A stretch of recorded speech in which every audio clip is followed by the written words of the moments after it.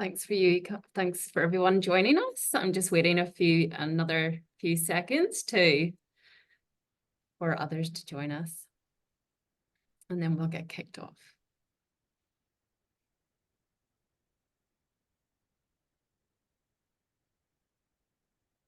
Okay, fab. So firstly, I'd like to acknowledge that I'm on the land of the Bidjigal people and pay my respects to elders past and present, and also extend my respects to any Aboriginal and Torres Strait Islanders on the call today. My name is Lindsay McKee. I am acting CEO of the Centre for Social Impact, and I'm absolutely thrilled to be speaking on this webinar with you today. SILA, what we call SILA for short, Social Impact Leadership Australia, is something we are incredibly proud of at CSI. Several years ago, we got the opportunity to work with some incredible foundations, really visionary foundations, in terms of what we need to do in terms of the leadership needs of Australia and how can we support that. And so over the last several years, we've been working to design and deliver this 10-month leadership capacity building program. So for those of you who don't know about CSI, I'll just let you know very briefly, we are a national collaboration between the business schools of 4 leading Australian universities, UNSW, Flinders, UWA, and Swinburne University. So we collaborate on a host of different projects, research, education, engagement, and all with the purpose to advance social impact in Australia and beyond. So that sees us working with individuals and organisations from lots of different types of organisations, not-for-profit, social enterprises, businesses, government. And so we just are thrilled to be doing more education and executive education such as SILA. So today, before we get stuck into what this program's about and to answer all the questions you may have, I'd first like to take a minute to share with you a beautiful story from one of our alums from the SILA program. So James Hatton is the CEO of the Tasmanian Land Conservatory. Oh, sorry, I've got that wrong. Tasmanian Land Conservatory, actually got it right. And he tells his story really beautifully, and we just want to take a minute to share that, and so you can hear it from the voice of someone who's been there and experienced it. So over to Lisa to hit play.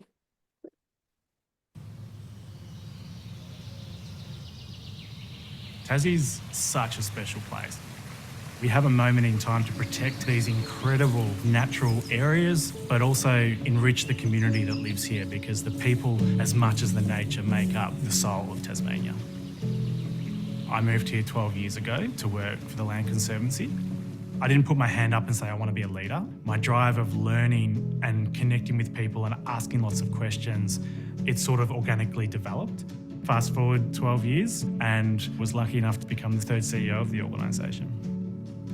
We're a not-for-profit and apolitical organisation that uses science and community to protect the landscapes that we all care about. We use that infectious connection that people have to nature to make sure that actually nature is a core part of our lives and a core part of our future as well.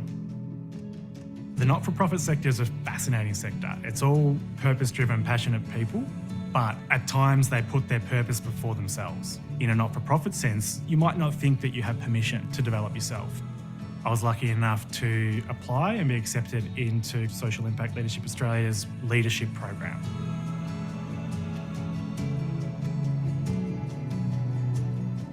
There's 3 intensives. They were really well structured. They were very intense. There's a lot of theory to get across. And they're also creating these spaces and opportunities for you to peer-to-peer learn. Humility, endurance, tenacity are all things that I learned from the leaders that I had the privilege to do SILA with. And then you have an individual one-on-one coach that is so engaged and invested in you and your development over a period of time, which I got so much benefit from. The thing that everyone remembers about SILA is the sabbatical. I went to South America. I went to different areas and different reserves, and I learnt from those people of the way that they were achieving conservation, the way that they were working with local communities. It was one of the best things I've ever done in my life. The other learning elements is the opportunity to take the CEO out of the system. it most definitely exposed some cracks. But that's really important. An organisation that is leading from the front doesn't always need the CEO to make the decisions. I think the not-for-profit sector will benefit greatly from greater investment in capacity and capability. I really encourage anyone that's even considering it to apply for programs like SILA. SILA has helped me move from a very technical leader into an adaptive leader. What happens next for the Tasmanian Land Conservancy is for everyone to stand up and be accountable. That is where you'll actually build a culture of leadership, ensuring that the people are supported to be the best versions of themselves. That will mean that the purposes that they're working to address will be realised.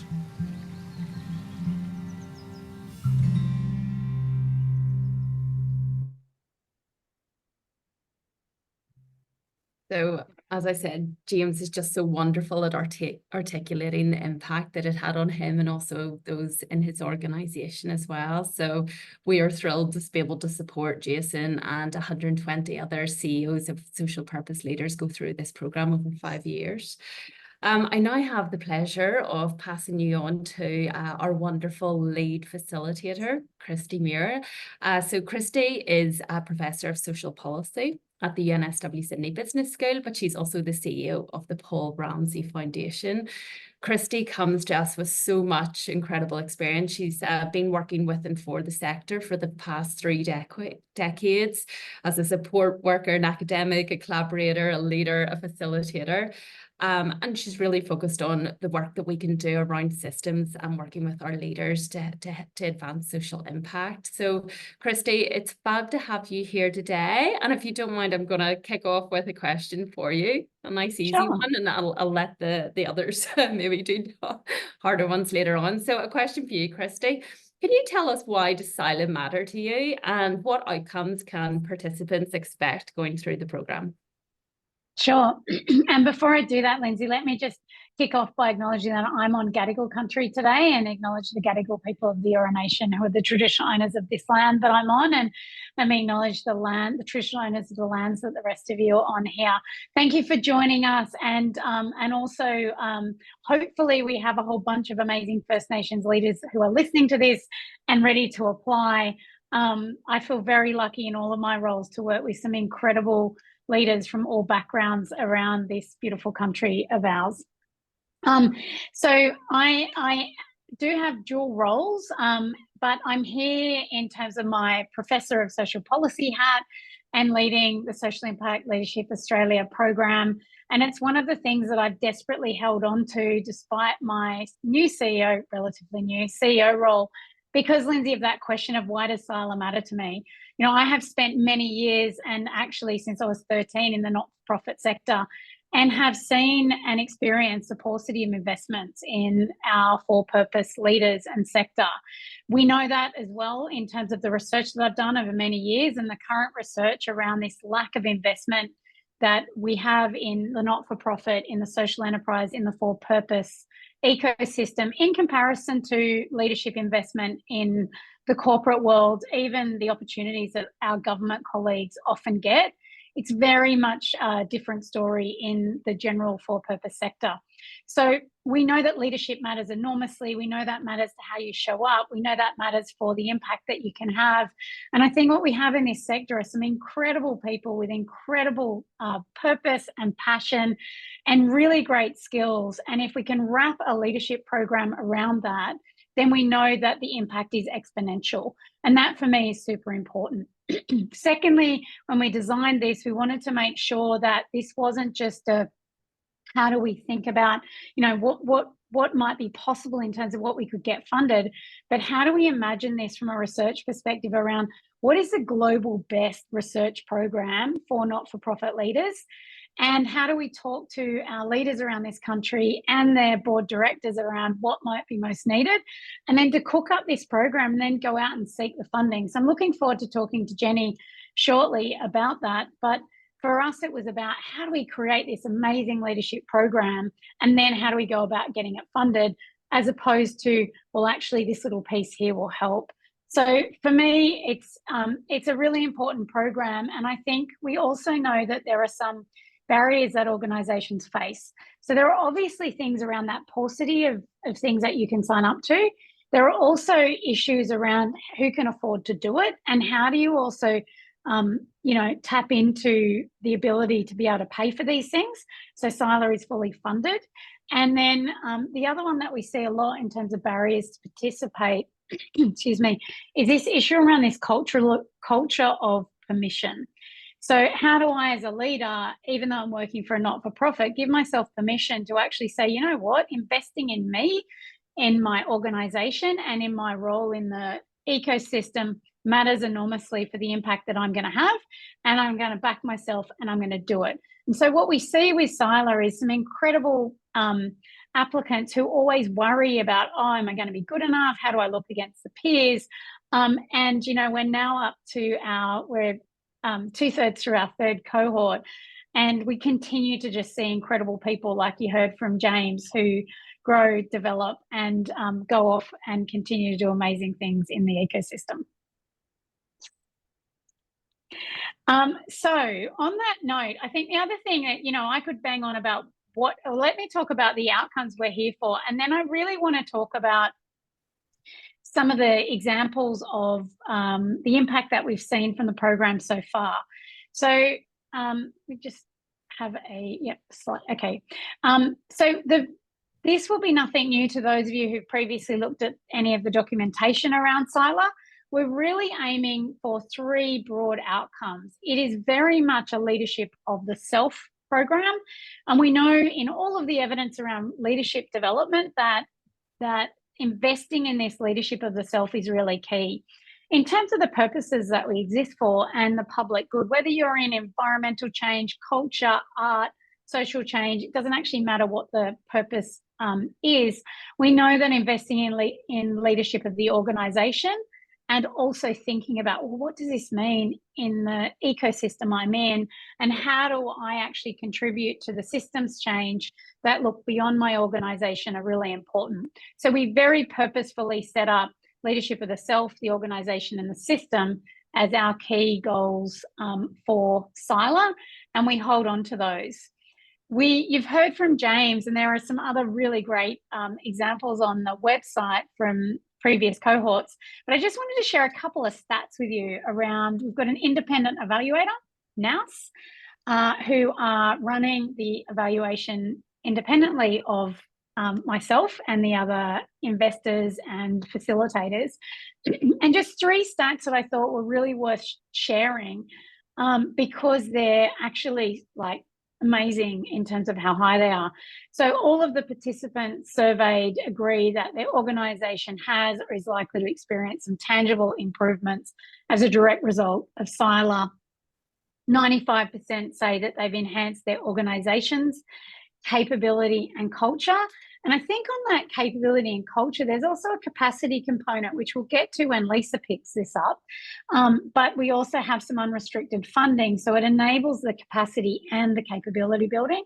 And then finally, 95% now have this network of CEOs. Being a CEO can be really lonely sometimes. Sometimes, you're dealing with a whole lot of things effectively on your own. And to have this peer group has proven to be incredibly powerful. Thanks. So what I thought we would do is I might just ask Jenny Wheatley, who is one of our fabulous founders and funders and has been there since the inception, to just ask her a couple of questions from a funder's perspective, so that for those of you who are online, and hopefully you are from Queensland or the Northern Territory and are ready to kind of think about, I'm going to apply for this, I wanted to introduce Jenny Wheatley. Hi, Jenny. Hey, Christy, how are you? Well, thank you for being with us on this journey from the very beginning. Pleasure. I'm almost as excited as you. I think I might be more excited.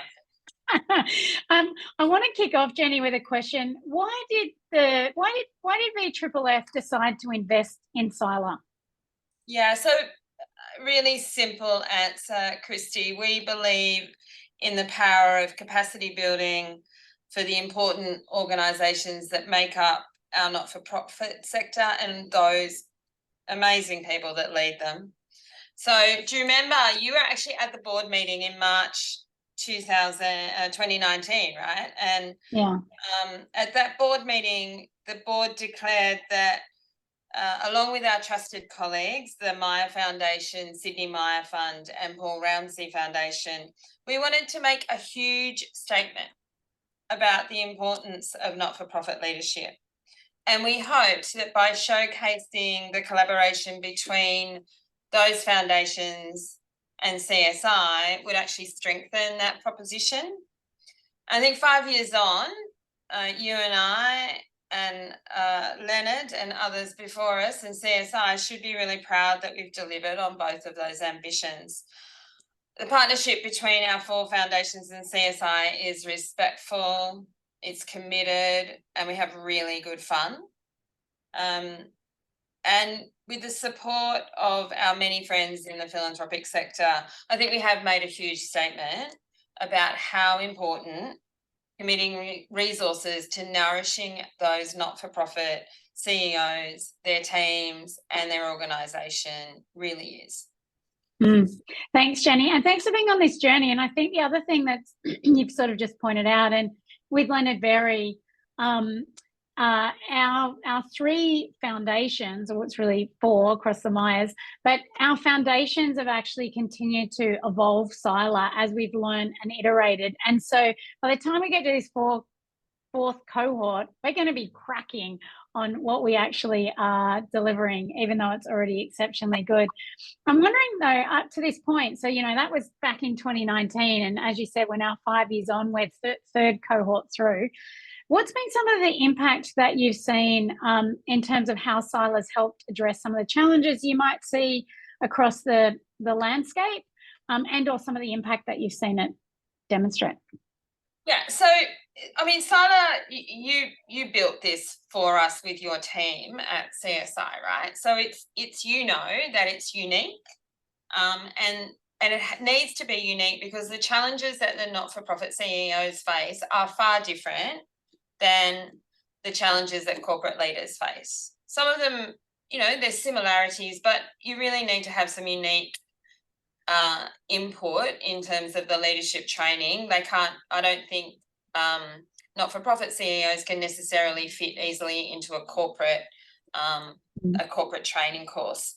So I think you mentioned this, it's really hard to prioritise training in organisations that are running really thinly, or want their scarce resources to solve the sort of problems that they're trying to solve or work with the people that they're working with.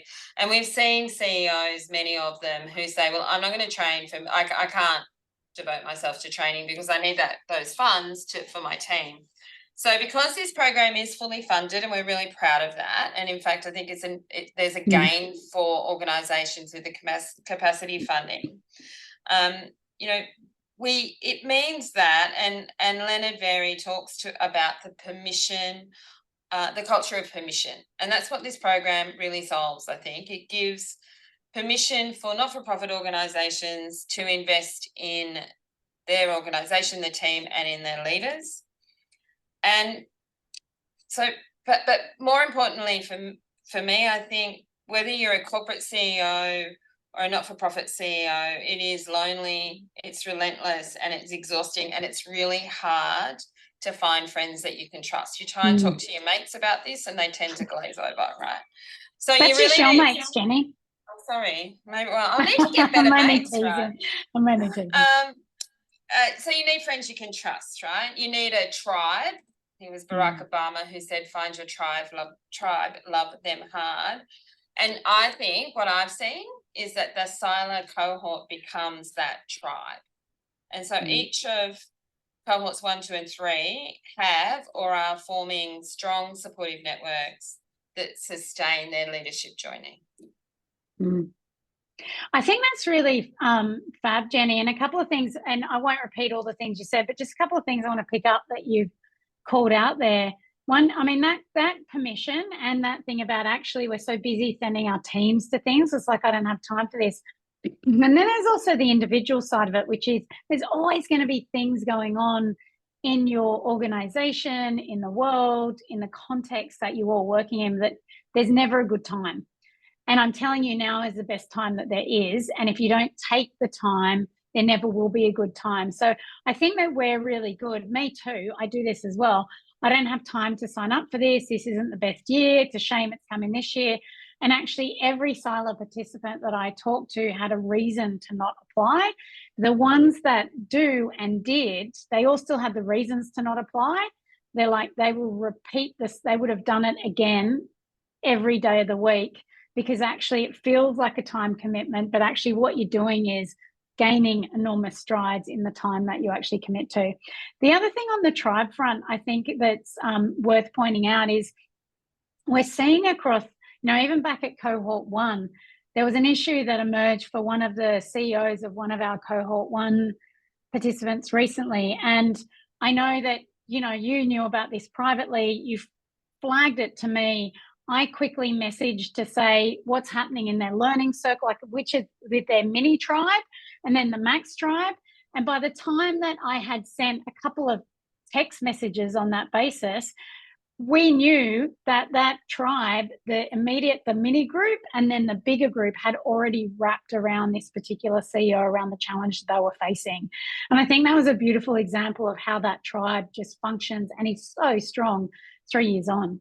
So thanks. The other thing I thought, Jenny, that's a nice end point is, we've got all these great CEOs and leaders who are listening to this. So if you wanted to send a message to them around something you want them to hear about applying or about the program, what would that be? Well, look, first thing is, please don't think, oh, this isn't for me, I'm not good enough, I don't stand a chance, my board won't help me, the team won't survive without me. That's a big no. I sit on the selection panel, which is a great deal of fun, and really enjoy meeting the people who do apply. And every application, Christy, is given thoughtful consideration. We want to say yes. We're not looking for the usual suspects. And look, not everyone can be successful, but without any with almost to every application, someone will come back to me and say it was really empowering just even filling out the application and talking to the board. So there is a real bonus in applying. So I don't think you've got anything to lose. Apply, take a chance. It's a life-changing opportunity. And we've got really strong evidence from now that the return on investment, so my background is investments, so I can feel confident saying this, the return on investment for the time and effort that you allocate to complete that application and have the conversations you need to have with your board will well exceed your and their expectations. But I don't actually want you to, if it's okay with you, Christy, I'd like to share with you some things that 3 CEOs from Cohort 1 have told me in the last month. Please. And so just everyone on the call, I just want you to think, are you able to remember the training that you did 3 years ago? Right? What can you remember about it? And I think some of you probably can remember it. Many, I expect, won't be able to remember the particulars of the training that you did. But here's some comments from these 3 participants of Cohort 1, which was at least 3 years ago. And these are very ordinary people who really got a lot out of SILA. So Alice is the marvellous CEO of a very special childcare centre on the South Coast. She says, we still meet up with our learning circle every 6 weeks online. We have a WhatsApp group, and on that group we share contacts, good news, and when it's tough, we support each other. The combination of key lessons and topics continued renewal, a review, are a reminder, and they give me the strength and tools to keep going. And I love this bit, Christy. I feel like it gives me the grit that is required. SILA empowered me, Alice, to continue sharing the knowledge through the organisation and has strengthened the next level of staff. I think of the SILA program at least once a week. And as I've said to you before, I'll be forever grateful that it taught me about leadership. I'll be forever grateful for the sabbatical because it helped me grow my mind and engage my soul. Ah, that's beautiful. I know it gets better. So Fiona, who comes from Armidale, and she's the CEO of a large health organisation, so quite different. And she won't mind me saying this, she was a slightly older member of the cohort. So the lessons I continue to reflect on in my day-to-day work are not making assumptions, above the line versus below the line, keeping the big picture in focus, looking outside the box, increasing my circle of influence, building the next wave of leaders within the organisation, and encouraging and influencing female leaders outside the organisation. And that's from Love it. a woman in Armidale. Last one. So Liz, who is the CEO of a not-for-profit peak body, she says the greatest gift is still the time it gave me, and the rare and precious time in a business that is all-consuming. So, Christy, like for me, I wonder who the next Liz or Larry or Fiona or Frank or Alice or Albert are. And like you said, I reckon everyone on this call should just back themselves and have a crack, because we look forward to meeting them. Excellent. Thanks, Jenny. We absolutely do. And Jenny is on the selection criteria, panel. Leonard, as she said, Leonard Berry is as well. Robbie McPherson, who's our lead program director, is on it. I stay agnostic to it because through my various roles and hats, I know a lot of people across the sector. So, but we have a very good process around that. And I'm with Jenny on like apply away. And I promise you, we didn't pay any of those people to say any of those fabulous things 3 years on. And they're new news because we still meet quarterly as a funders and implementation group. And so I love that those are things that have just popped up. Thanks, Jenny. I'm going to hand to Lisa, who's our fabulous program manager of SILA, and is one of our key touch points. And Lisa, do you want to just give a bit of a background? And we can see a lot of the detail online, so no need to go into too much detail about this. But can you just explain the components of the program for everybody? Thanks. Yeah, of course. Thank you, Christy. And hello, everyone. Lovely to see you all online. As Christy mentioned, I am the program manager for SILA. I've been with the last couple of cohorts as well, so very excited to continue with this next lot. So as Christy was saying, hopefully everyone's had a chance to review the program elements on the website, but just quickly, we have listed them here for you as well. The initiatives will be weaved throughout your 10-month journey, and they're designed to be interconnected and built upon. Regarding the exact breakdown of the components, what I would recommend, if you do have any questions, you're welcome to pop them in the chat box just now, and we'll have a little question and answer section at the end. Alternatively, please feel free to email me after this session as well. Then just moving on, who is going to be teaching you over these 10 months? We have a fabulous team of 4. So we've got Professor Christy Muir, who you all now know. She is our program lead. She'll be with us with every retreat that you participate on.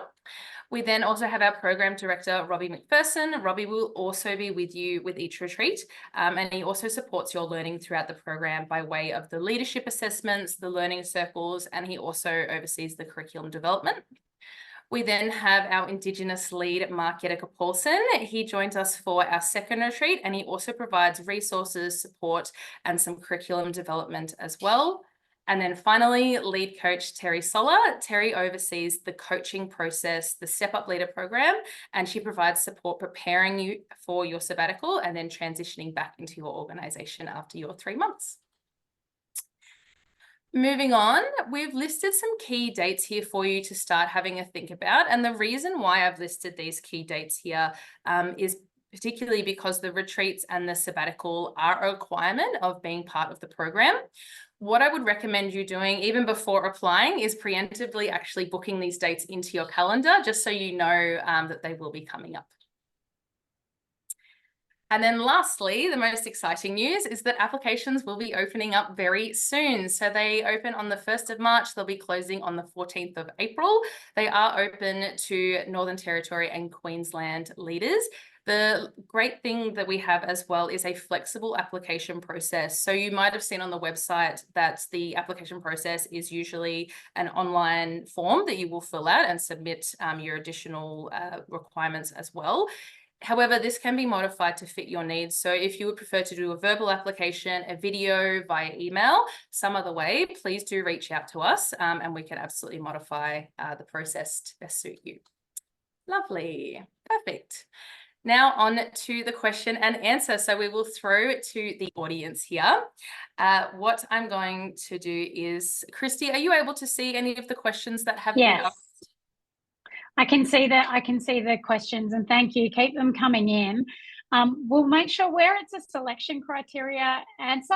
Gabby, who some of you might be able to see typing, Gabby Jenkins, she's one of our colleagues who works with Lisa.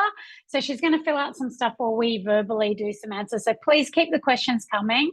And what we'll do is make sure that we update our frequently asked questions on the website so that the answers are also there for later. So if we don't get to your question, don't worry, we'll get it answered in due course. So maybe there's a question there about time commitment, and there's a question about time commitment for the CEOs, and then also time commitment for the step-up leaders and whether step-up leadership's compulsory. So why don't we start there, Lisa?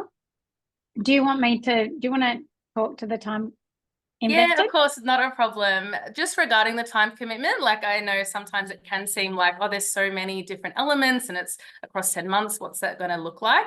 Look, it does really vary. Of course, like when we have the weeks where we have the retreats, you will be out of office for that retreat, which is when, you know, your step up leader will step up and help manage your workload there.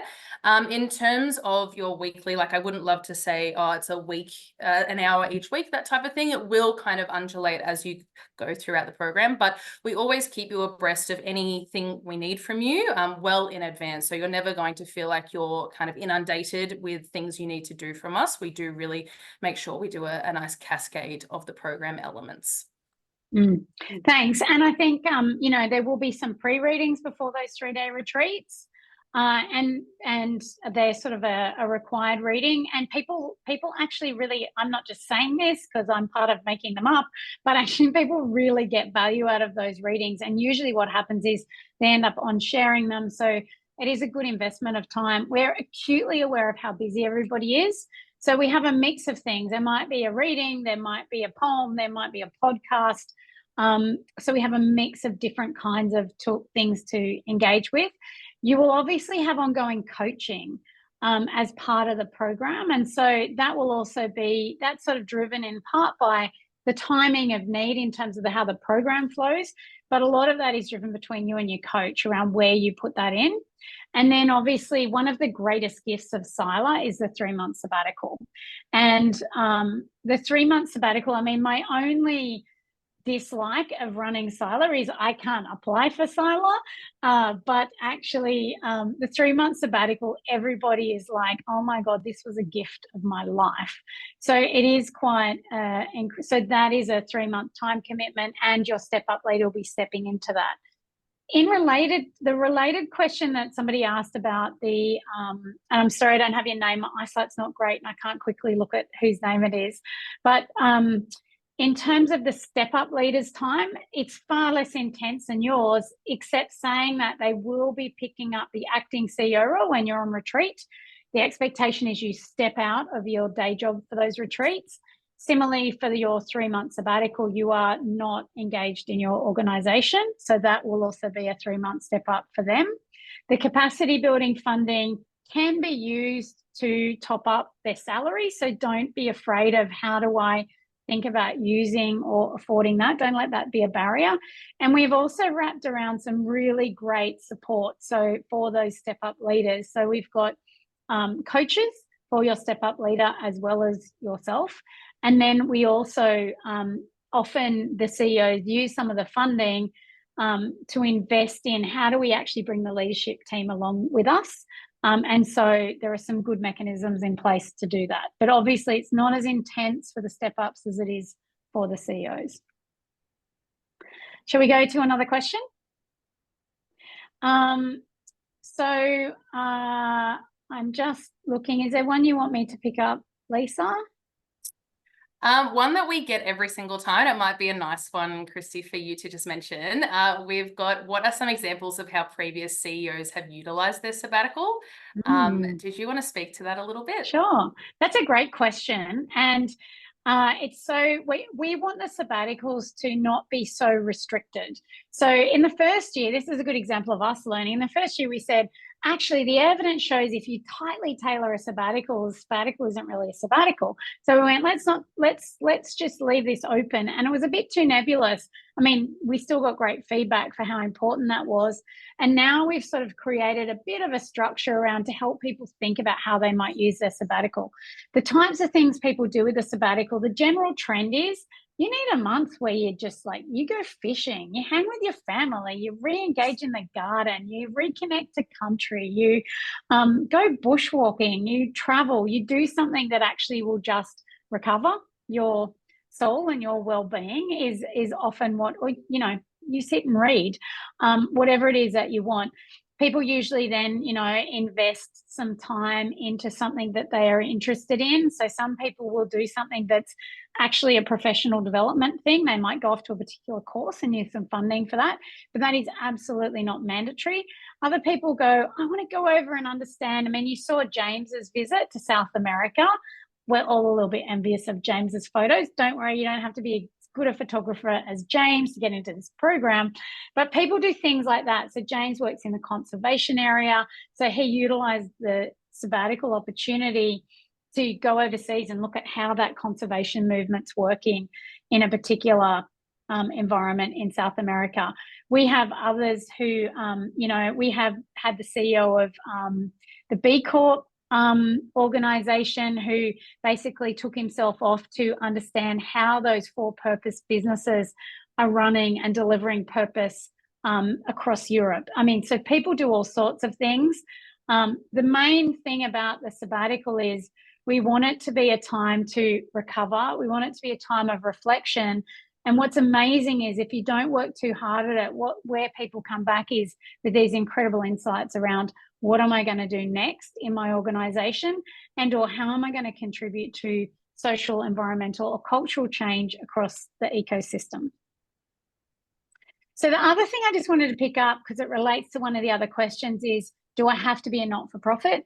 No, you don't. We purposefully created SILA, so recognizing that we now exist in this social purpose ecosystem. Not all organization types will be a registered not-for-profit. Some organizations will be social enterprises, and there's some really good information on the website so you can get a better steer around, is SILA going to be for me or not? Lovely. Another good question that just came through that Jenny, you might be able to answer. Are you able to provide some ideas around how you select CEOs for the program? So maybe you can talk a little bit about your experience as being a key member of the selection committee. Yeah, so as I said, we're not looking for a particular type of person or a particular type of organisation. We're looking at someone who wants to commit to a program like this, because while it's fully funded, there is still a commitment of time and effort and an open mind. So I think about finding people who have the sort of skills so there's a technical piece, right, or around, is your organisation the sort of organisation that's on the website that we talk about? Do you have a team around you that can step up? Are your boards supportive? So to me, there's a skill piece, if you like. There's also a will piece. Like, do you actually want to learn this, or do you think you know it all? There's a bit of that, right? There are, perhaps not in the NFP sector, but certainly in the corporate sector, there'd be a few CEOs who are pretty sure they don't need any training. So, do you actually have the will to open yourself up? And I've seen Christy and Robbie work, right? You have to be a bit vulnerable. It's not scary, but they make you comfortable and you become a bit vulnerable. So do you have the will? And then there is a bit of a fit piece, and it goes to something that, Christy, I think you talked about earlier, right? So the diversity. So it is really important that we get a group of people as a cohort who are different, come from different backgrounds, Mm. different skill sets, different cultures, because that cohort, you know, the tribe that you're going to love hard, they will work best if they're diverse and if they've got a variety of views. So there can be organisations. One of the learnings, Christy, remind me, from the first cohort was I was a bit worried about the different sizes of organisations and how they might gel together and what would we learn from each, what would they learn from each other. But actually some of the biggest organisations and their CEOs learnt the most from some of the smaller organisations and their CEOs, and it's all about the way that the cohort fits together. So when we're you know, it's not a science, Lisa, there is some art in it, and there's a bit of a vibe that comes from when Leonard, Robbie and myself sit down with the person who has applied. There is a bit of a feel about, is this actually going to work? But I would just say, if you're sitting there going, oh, that doesn't sound like me, don't think that, because everybody has it's a very level playing field as you apply. Is that it? Christy, anything I think that's a great answer, and I won't add anything else, but I do want to just pick up one more question. And because we're going to have to wrap, and one of the things that we're conscious of is everybody's time. We know you're really busy, so we do want to finish on time. And there was a question from Zoe about where are the retreats based and having kids. So to Jenny's point about, you know, we're really serious about the diversity of the cohorts. We get a mix of people from lots of different backgrounds, different size of orgs, different types of orgs, but also like different locations. So we're really serious about recruiting a high proportion of regional and remote leaders.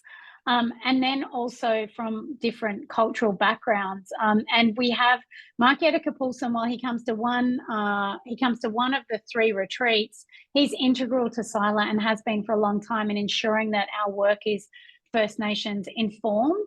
And he is our senior Indigenous leader on this program and supports all of us throughout the program around the cultural safety and cultural intelligence work that we make sure that we hold on to.